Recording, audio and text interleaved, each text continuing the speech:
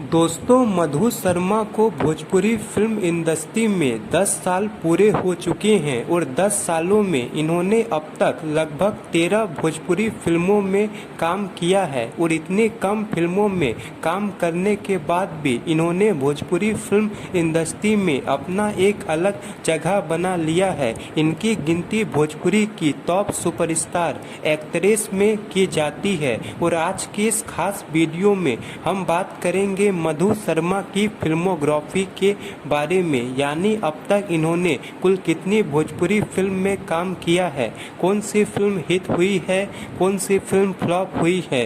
ये सारी जानकारी आज के इस खास वीडियो में हम आपको देने वाले हैं, तो दोस्तों बने रहे वीडियो के साथ। तो इनकी जो पहली भोजपुरी फिल्म थी उस फिल्म का नाम था एक दूजे के लिए और ये फिल्म रिलीज हुई थी 2012 में और इस फिल्म के स्टार कास्ट में नजर आए थे भोजपुरी के दो सबसे बड़े सुपरस्टार जुबली स्टार निरहुआ और पावर स्टार पवन सिंह। एक दूजे के लिए इस फिल्म की स्टोरी भोजपुरी में बन रही फिल्मों से काफ़ी ज़्यादा अलग थी और इस फिल्म के जरिए भोजपुरी फिल्म इंडस्ट्री में कुछ नया करने की कोशिश की गई थी और मधु शर्मा की पहली भोजपुरी फिल्म बॉक्स ऑफिस पे सुपर हिट रही थी और इस फिल्म के बाद इन्हें जो दूसरी फिल्म मिली उस फिल्म का नाम था दुल्हे राजा और इस फिल्म में इनके अपोजिट नजर आए थे एक बार फिर जुबली स्टार निरहुआ।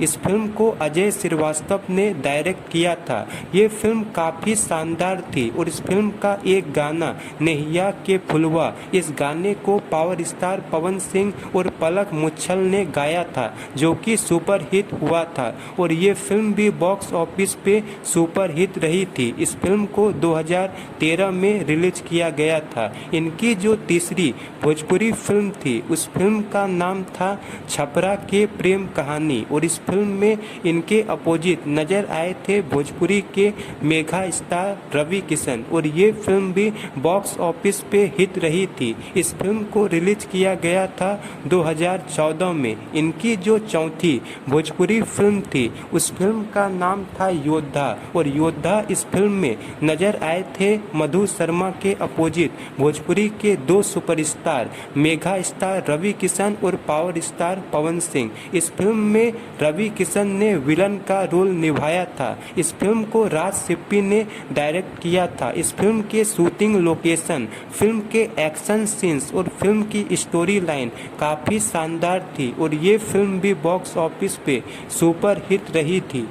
इस फिल्म को 2014 में रिलीज किया गया था और इस फिल्म को उस साल बहुत से अवार्ड मिले थे जैसे best film, best actor, best director, best villain सहित इस फिल्म ने काफ़ी सारे अवार्ड उस साल जीते थे। इनकी जो पांचवी भोजपुरी फिल्म थी उस फिल्म का नाम था गुलामी और गुलामी इस फिल्म में मधु शर्मा के अपोजिट नजर आए थे जुबली स्टार निरहुआ। इस फिल्म को तीनू वर्मा ने डायरेक्ट किया था और ये फिल्म 2015 में रिलीज हुई थी और बॉक्स ऑफिस पे सुपर हिट रही थी। इनकी जो छठी भोजपुरी फिल्म थी उस फिल्म का नाम था खिलाड़ी और खिलाड़ी इस फिल्म में मधु शर्मा के अपोजिट पहली बार नजर आए थे भोजपुरी के दबंग स्टार खेसारी लाल यादव। इस फिल्म की स्टोरी लाइन, फिल्म के गाने काफ़ी शानदार थे। इस फिल्म को रिलीज किया गया था 2016 में और इस फिल्म के गाने सुपर हिट रहे थे और ये फिल्म भी 2016 की एक ब्लॉकबस्टर फिल्म थी।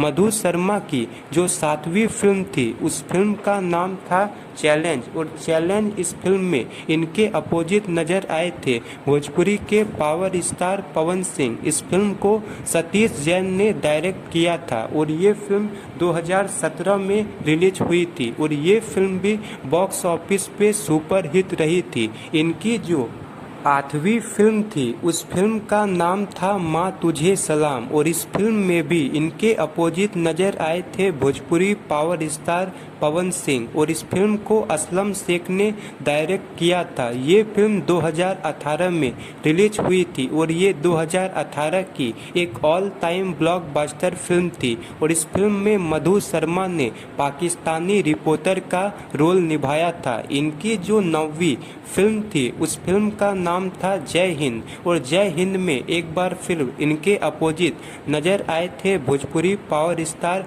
पवन सिंह। इस फिल्म को फिरोज खान ने डायरेक्ट किया था और ये फिल्म भी बॉक्स ऑफिस पे सफल रही थी। इनकी जो 10वीं फिल्म थी उस फिल्म का नाम था दुल्हन वही जो पिया मन भाए, और इस फिल्म को रिलीज किया गया था 2021 में मकर संक्रांति के मौके पर। और इस फिल्म में इनके साथ नजर आए थे भोजपुरी के दबंग स्टार खेसारी लाल यादव। इस फिल्म को रजनीश मिश्रा ने डायरेक्ट किया था। ये काफ़ी शानदार और पारिवारिक फिल्म थी जिसे सेंसर द्वारा भी यू सर्टिफिकेट मिला था, और इस फिल्म में मधु शर्मा की एक्टिंग काफ़ी ज़्यादा पसंद की गई थी और ये फिल्म भी बॉक्स ऑफिस पे सुपर हिट रही थी। इनकी जो 11वीं फिल्म थी उस फिल्म का नाम था हम है दुल्हा हिंदुस्तानी, और इस फिल्म में इनके अपोजिट नजर आए थे जुबली स्टार निरहुआ, और ये फिल्म भी बॉक्स ऑफिस पे सफल रही थी। दोस्तों, ये फिल्म असलम शेख की आखिरी फिल्म थी।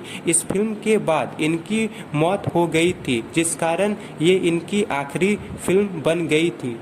मधु शर्मा की 12वीं फिल्म का नाम था एक दूजे के लिए तू, और इस फिल्म को रिलीज किया गया था 2022 में। इस फिल्म को पराग पातिल ने डायरेक्ट किया था और इस फिल्म की शूटिंग लंदन में की गई थी।